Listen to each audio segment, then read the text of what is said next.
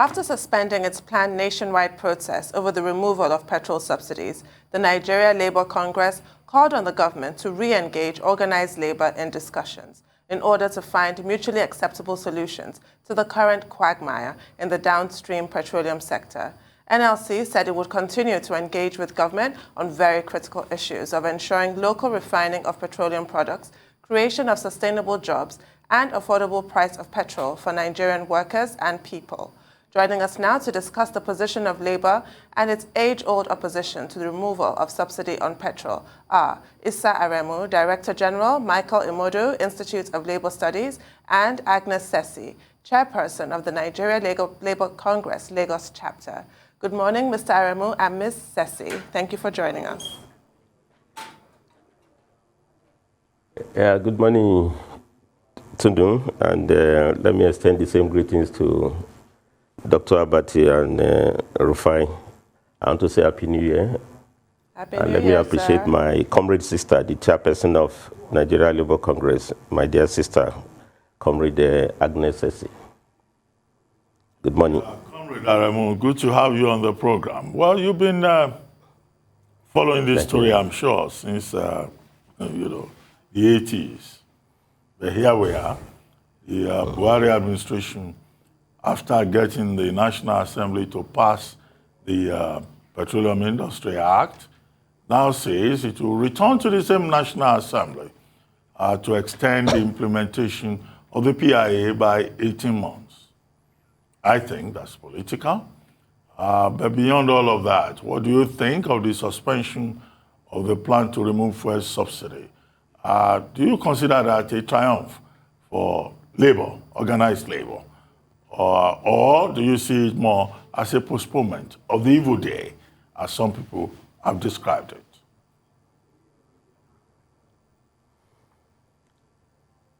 Well, Ruben, as you said, I'm quite involved, with apology to the late Chief Ojukwu. I've been in this process since 80s, but here we are. What I want to say first is to say that I want to commend the leadership of Nigeria Labour Congress for remaining focused and for keeping to the tradition of the movement, that what the labor movement does is to engage policy. And I want to salute Comrade Ayuba Wamba, as well as all the members of the National Executive Council, for keeping the issues around the petroleum subsidy removal alive. If I not just petroleum subsidy, the reform of downstream petroleum sector. And it's commendable the level of agitation that Labour has put in place, all the issues they put on the table, including the letter they wrote to the National Economic Council. And what I'm even quite impressed about the NSA is that they know when to start, they know what to reciprocate. As they say, one good turn deserves another. Since the government paused to listen to the concern of labor with respect to local refinery, they need to reinvent our refineries, they need to be sensitive about the context of reform, that there is so much hardship in the land, inflation rate double digit, so much poverty. You need to make sure that before you carry a reform, you need to look at the context of it. So since the government looked back and decided to extend the implementation of the proposed reform, it's quite commendable. The NSA also said, well, one good turn deserves another. And I know what it takes. I've been involved in this process. I know what it takes to mobilize. I also know what it takes to demobilize. But the second point I also want to raise, Ruben, is that I just listened to your conversation, the engagement with Ipman. And I was happy the way both Rufai and Tundu engaged with the spokesman of Ipman about the issue of smuggling, about how many, who has what filling stations, who controls the trucks. And I think that's the beauty of this policy discussion that we're having. Issues of development are coming back to the table.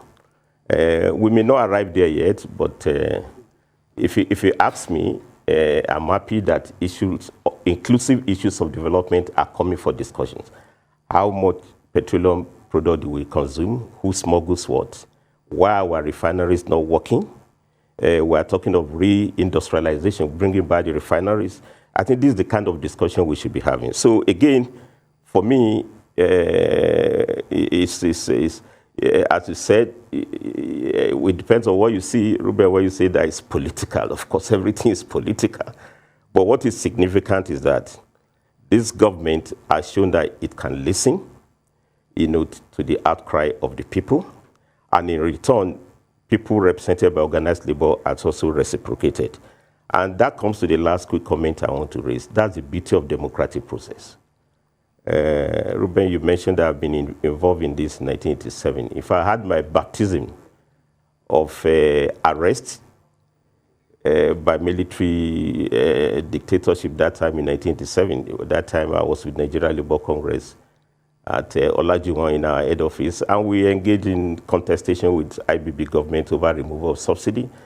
Just posters that we put around, paid advert in the newspaper, we were all arrested. They closed down our office. Not only that, they contrived some factional crisis within the NSC, the Shamang, Alechi Roma crisis, which led to dissolution of NSC. Now, we're in a democratic dispensation. You can see the difference between military dictatorship and democracy. Democracy may not be perfect, but it gives us the basis to engage. And so far, you can see the level of mobilization NSC has done. It planned a protest for Thursday, but through discussions, we could see that we could really engage in constant discussion, and we can see there's a reversal now of the policy. Now, without arrest, without molestation, without intimidation of the labor movement. So my takeaway in this discussion is that I'm happy development is on the agenda. We are not discussing those things that are divided the country, whether regional, those ethnicity, all those tangential issues that are not central to development. But all of us now, we're on the same page to say it can be business as usual within the petroleum downstream sector. But the way to carry out, reform is not this shock therapy. I mean, it's like you have cataract. Ruben, which, well, I used to have. I was told that you don't quickly do quick surgery. You need to, first of all, dilate, you allow it to last for some time. Now, this has been a long-drawn issue, and I think additional 18 months cannot be too long for us to look at all the issues, and I'm happy NSC has also called on the government that let the dialogue continue. But the beauty of this is that we must deepen democracy, and this one dividend of democracy. For those of us who knew what it takes to contest with a military dictatorship over the way they dictate policies, and then you protest, and then they harass you. This is one beauty of this democratic process. But it's not over yet until we get the result, because we are not supposed to be a debating society. We have to be a functional society. It's not over until refineries are back. It's not over until we get those answers to those questions you are asking. Who smuggles what? What's the amount of petroleum products that we consume?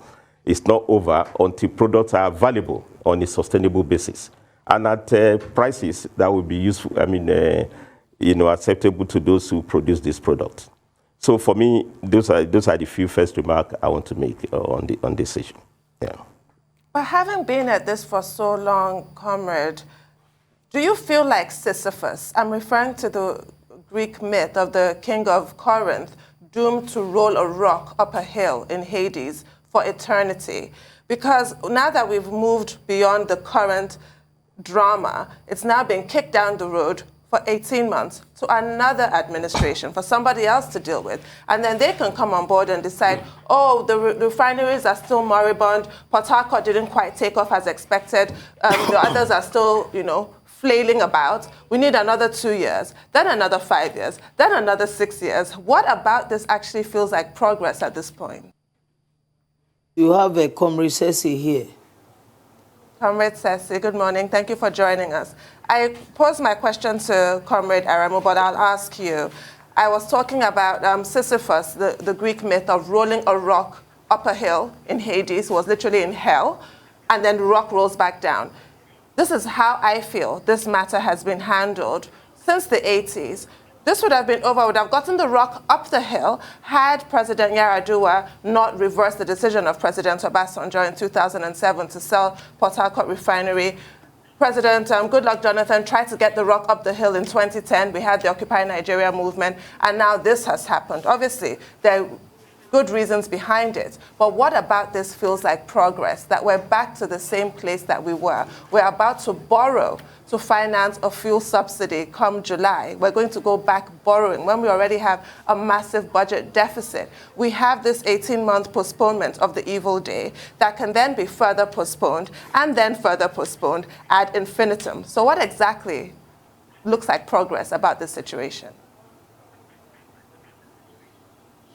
Well, to us, I don't really see a way out of these issues surrounding the subsidy on the petroleum. What I see is that the government is trying to postpone the evil days, rightly as you have said.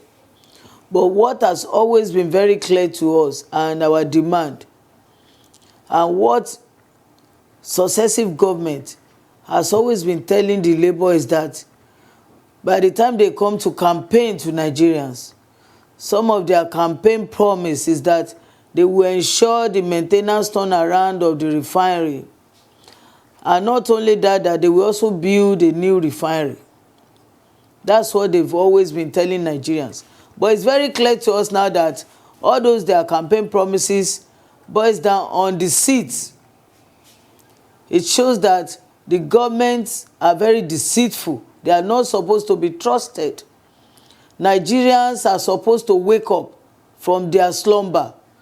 We should not leave the issues of Nigeria totally in the hand of Nigeria Labour Congress or the Labour centers. We need a concerted effort to fight a hydra-headed problem of corruption in our society. Everybody needs to speak out. We are not supposed to join in this evil that we call corruption in this country.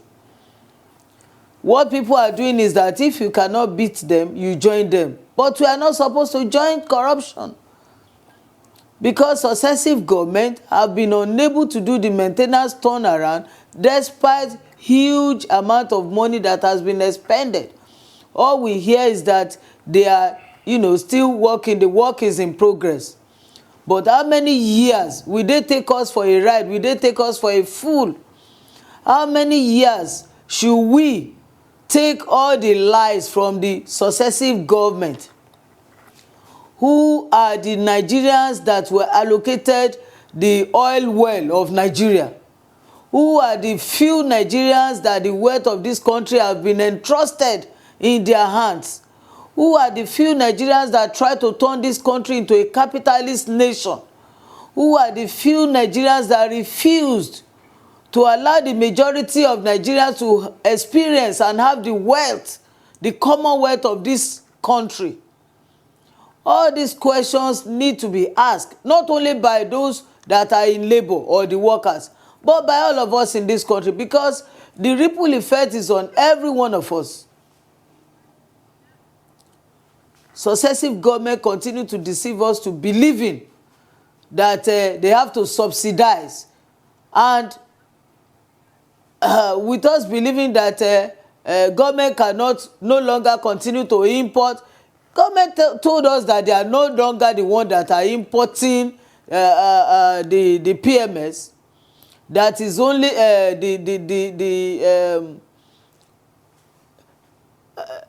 people that are importing. And now, again, government are also making us to believe that they are subsidizing. You are not the one importing. It's the marketers that are importing, and then you also have to pay subsidy. How much are they taking our crude? And how much is the landing cost of the PMS? And how much are you subsidizing? We believe that some people are reaping from this corruption. That's why they still continue to talk about subsidy to us. Okay. We need so much of change of heart. People need to have their conscience. Because in this country, this is where we have seen the government, where even the Minister of Petroleum, who doubles as the president, is claiming ignorance about the issue that we just resolved. Okay. The last time when the PMS was increased to 162, between 162 to 165, we were made to believe that if they increased from 86 naira then to that 160, from 145 to 162, that would be the end of subsidy. It will take care of the subsidy that the government is paying. But every time we still continue to hear about this subsidy. When it is there, they will resurrect it and still bring it up. Subsidy, subsidy. Why will the government not allow our refineries to work?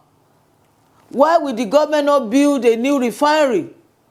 Instead of government putting the public resources and assets to work for the public, they want to kill this public asset and public refinery so that this will be in the hand of just one person. They are in support of just one person to build the biggest refinery in Africa. Okay. And this is not what this government promised us. They promised us they will build the largest refinery in Africa. Comrade Sessi. So this is the argument with Labour. Let me tell you what a lot of people say about Labour. A lot of people say they don't trust Labour because Labour doesn't even bring good arguments to the table in this subsidy conversation. Some of your arguments, you've said build refinery. Even if we build a refinery, some people are arguing that that's not going to lead to a dramatic decrease in the price. Yes, some price will be knocked off, like, clothing costs and costs like that. But going forward, a lot of people are saying Labour should make the argument based on energy mix. Secondly, smuggling, which a lot of people don't believe that over 103 million liters is what we really consume in this country.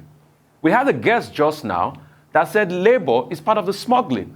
The guest is the National Controller of IPMA, Mr. Saturi, and says Labour too knows about the smuggling because a lot of people say the reason why we're having problems with petrol in the first place is that we can't account for what we're giving out. What do you say to all these people that say Labour doesn't bring any strong argument to the table? It's just one-way argument.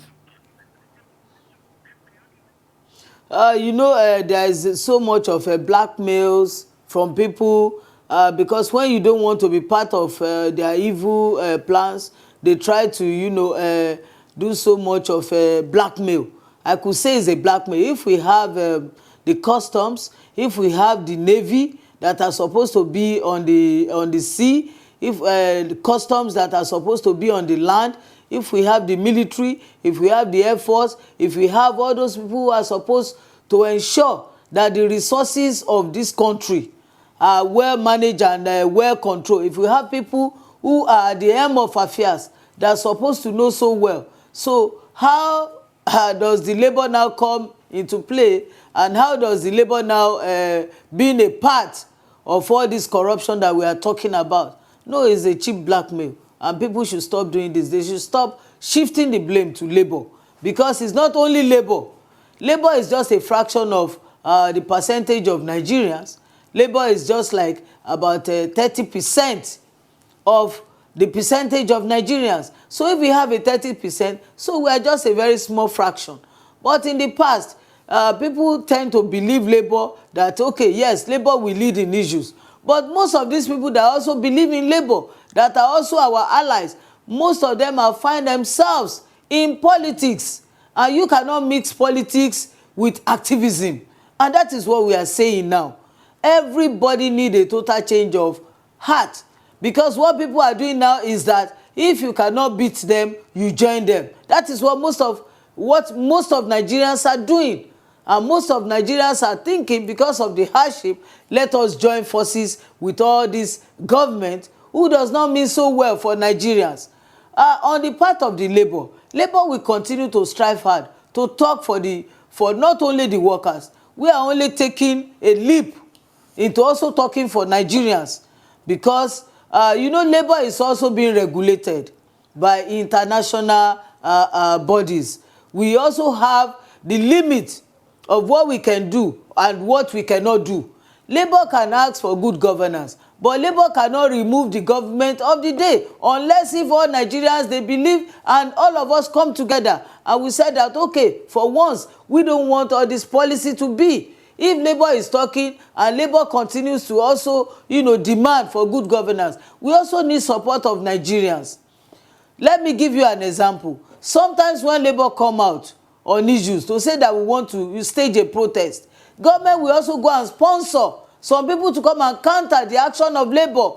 So sometimes when you are trying to fight for the people, and the people you are trying to fight for, they are also the ones that are planning to be against you. So what happens?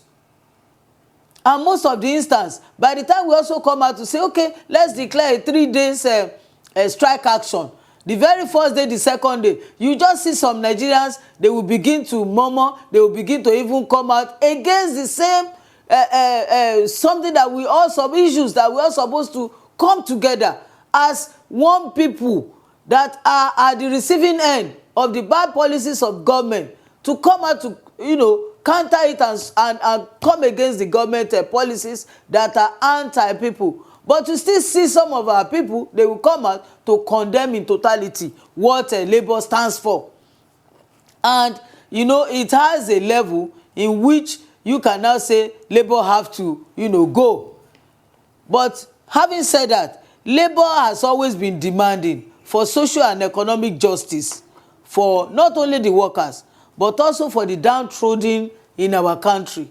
That is what Labour has been doing. But we've only reprioritized and reorder our demands and the way we handle things. Because Nigerians have always been saying that when Labour go into struggle, when we go into strike, it also affects them. That's why we reprioritize. And we always criticize. We always talk about, issues or policies of government that is against, the people, and that we inflict pains on Nigerians. So many issues that Labour has always been coming forward to counter the government. This is one of it on ground. If Labour had not come out, how many of Nigerians have come out to condemn it? Only very few Nigerians. How many that government will have, listened to? It was because the government has seen the kind of mobilization. It was because the government have seen that Labour was now serious at this time, at this point in time. That was why government have now, made a U-turn and reverse this their decision that will have, caused so much of issues and problems and pushed Nigeria to the highest level of economic downtown. So, and we want to, not only from the side of the Labour, we have other civil society groups and other mass-based allied groups that have tried to join forces with Nigeria Labour Congress at this time to stage a mother of all protest against the indecision and indiscretion of government at this particular time when so much people have been disenfranchised, so much of Nigerians have been put into poverty. People are suffering in this country. Okay, comrade, let me go quickly to the other comrade, Comrade Aremu. First point, we've been talking about deregulation of the downstream sector, about PMS and all of that. Why is it that in Nigeria, nobody is talking about providing subsidy for education and the health sector, which is specifically the recommendation of the IMF that, okay, take subsidy away from petrol and take it to the education, the health, and the social sectors. That's the first one. Second, NNPC enjoys a monopoly on the supply of products. Now, we're talking about deregulation, removal of subsidy. All of this is in the context of state monopoly. So where lies the interest of those investors who are putting money in the downstream sector, who have set up filling stations, but who have no control over the supply of products? It's like their investment gone down the drain, and yet nobody talks about that. What do you think about state monopoly and this whole subsidy regime that is not focusing on more critical sectors?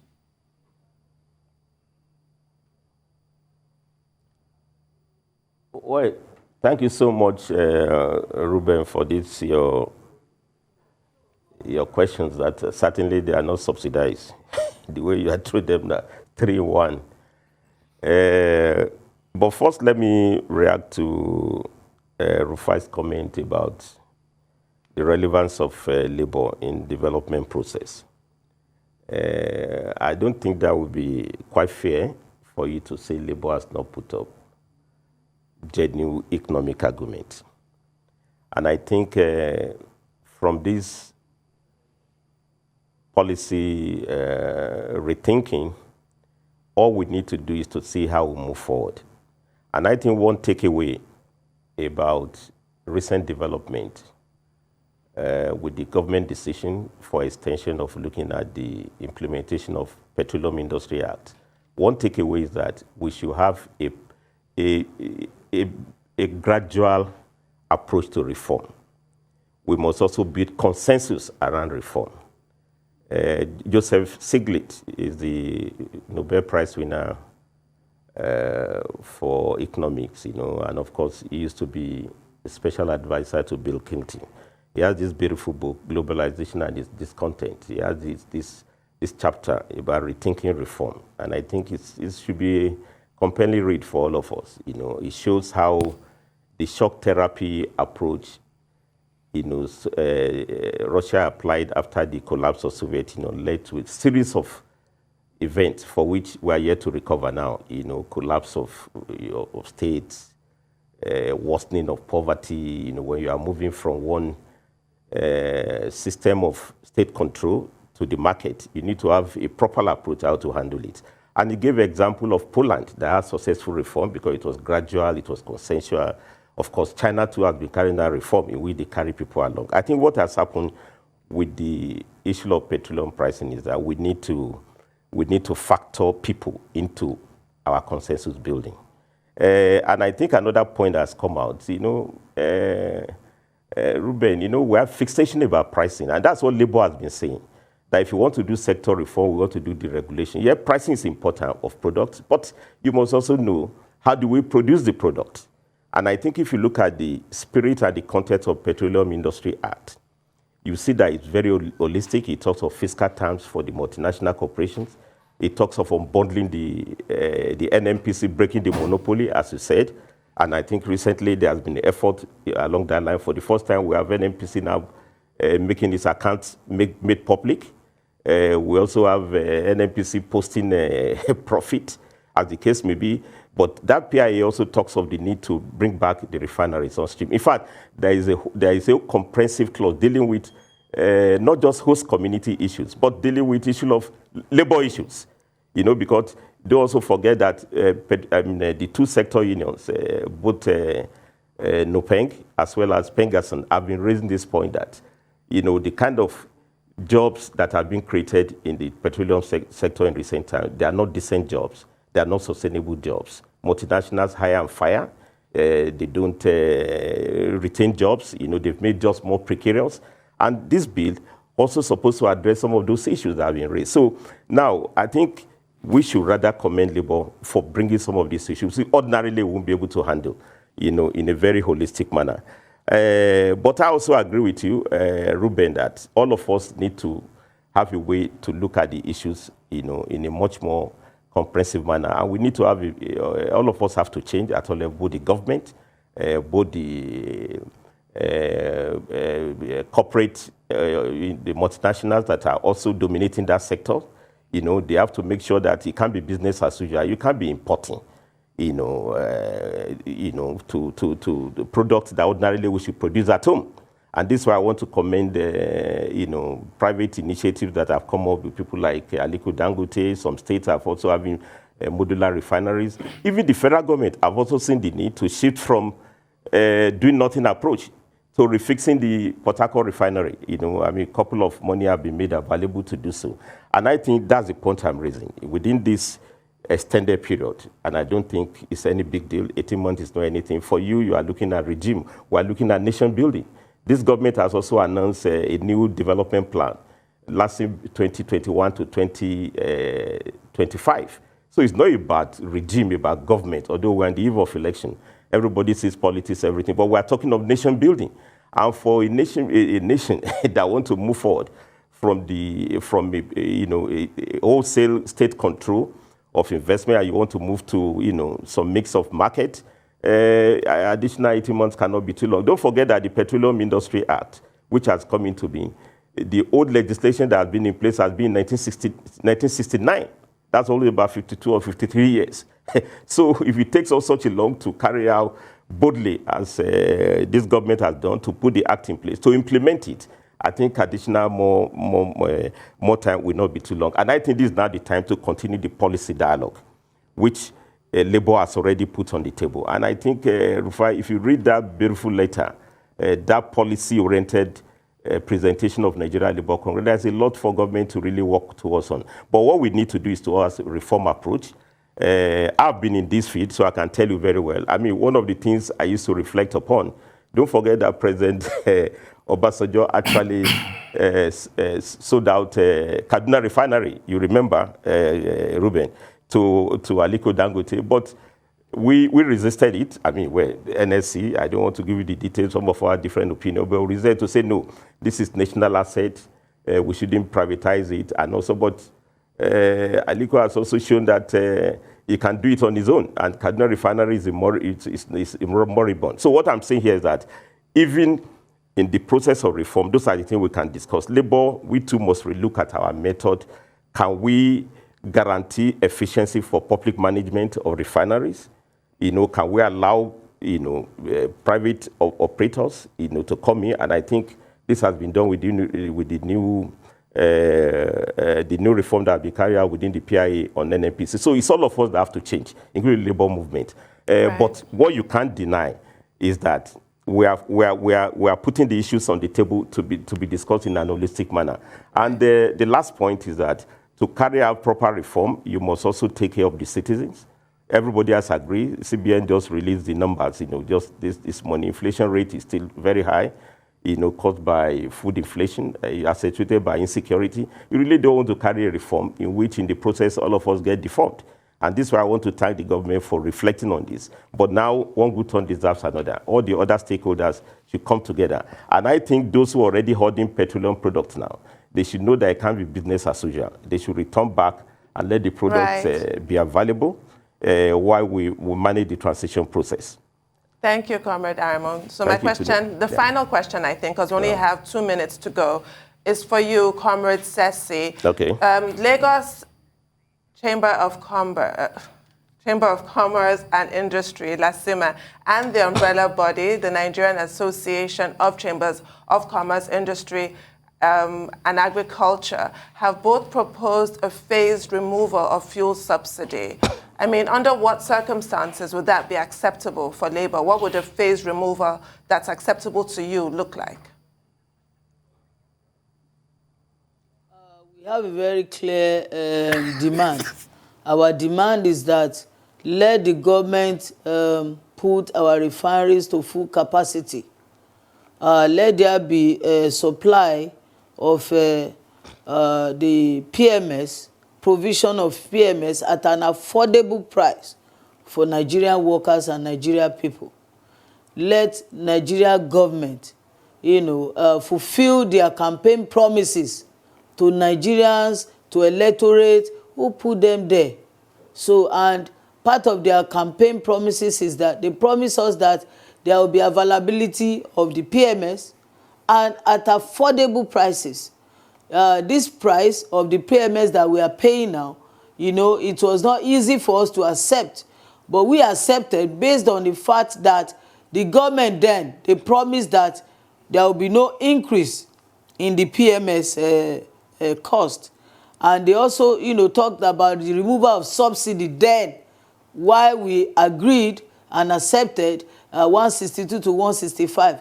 We were told that the independent marketers, they are the ones that are now bringing in this PMS, and they are selling at the prices that is good for them. And that was why the Labour agreed and bought into that process then. But it was a surprise to us that government, just like they said, they have sold the electricity to discos, the discos will determine, and at the same time, every year, government still, make budget for electricity that you said is independent marketers that are determining the price, that are running it? Why did you say something and at the same time it still looks as if you are the one running it? Everything is like it's shredded in secrecy. Are we doing secret issues in Nigeria? Everything should be opened. Our government should be opened. There should be accountability. There should be issue of trust. Nigerians are already tired of what that the governments are doing. Successive government, they have always, been disappointing Nigerians. And this is one of it. We thought that it could be better during this administration, but it is getting worse. When this administration took over, how much was dollar and pound sterling to naira?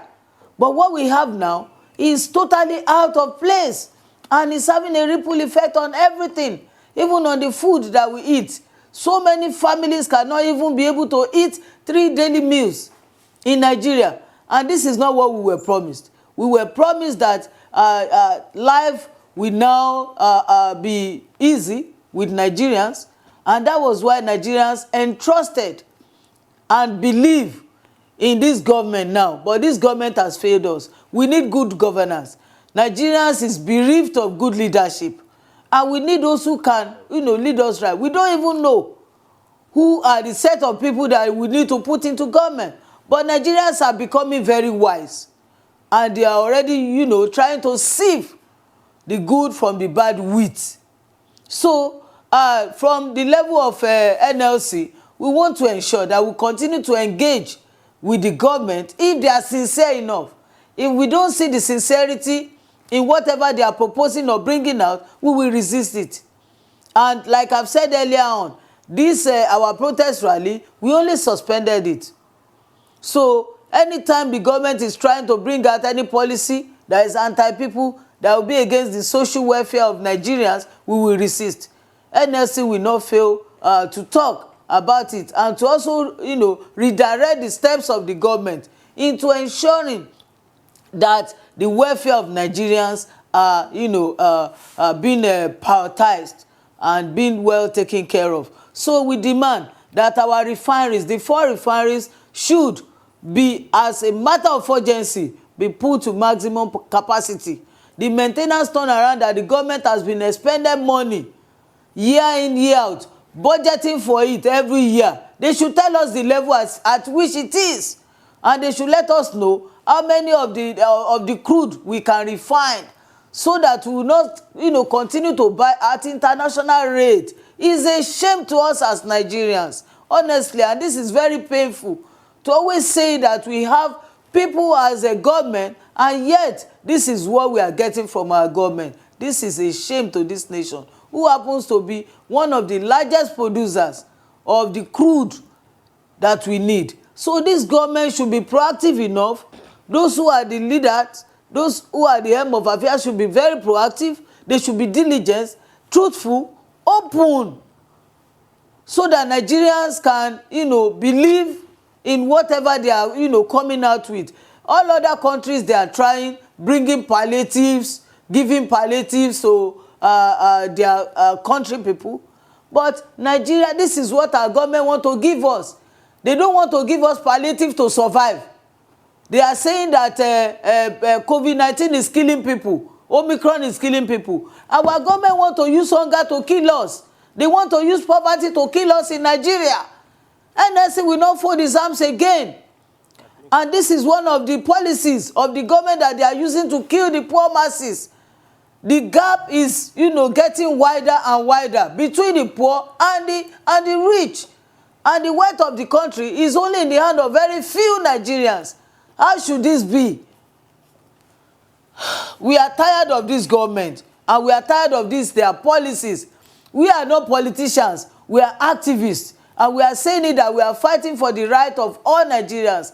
There should be social justice. There should be economic justice for Nigerians. And this is all we demand from our leaders. It is either they provide the economic solution and give everybody the welfare in this country, or they tender their resignation that they don't no longer have the solution to the problems of this Nigeria, because it looks as if they are bereft of ideas. They lack the economic experts to drive this country out of the economic doldrums that we have found ourselves. Well, thank you very much. We are tired of the leadership in this country. Thank you, Comrade Sessi and Comrade Aremu. Thank you very much indeed for joining us. We'll take a short break now. Ruben, you should have allowed me to say something more. Okay, very quickly, if you can do it in less than 1 minute. Yeah. Yes, I mean, I could listen very well to Comrade Sessi, but that also raises a point that Rufai raised. I think Labour should also try to be a bit more balanced. Whatever you want to say, this government has not retrenched. This government has retained jobs. This federal government pays salary as I went due. It has brought new minimum wage. Those are the issues we must also bring to the table. You know, but we can't just be agonizing as if things are bad. And I think Sessi should get it right. Labour is not about changing government. It's about influencing policy. You see, if you say government is bad, at what level? I mean, Sessi, you did very well to bring new minimum wage. This government brought into place. I know how you are defending jobs in Lagos. So you can't say Lagos government is bad. You can't say federal government is just bad. Again, that means we need to have more dialogue. And our Labour Institute, which is Labour Institute, you know very well, is available to create more robust dialogue rather than all these emotive issues, you know. The argument is not for and against. The argument is to look at what the facts are so that we have sustainable reform in the downstream petroleum sector. Thank you very much. Okay, thank you, comrades. Thank you for joining us.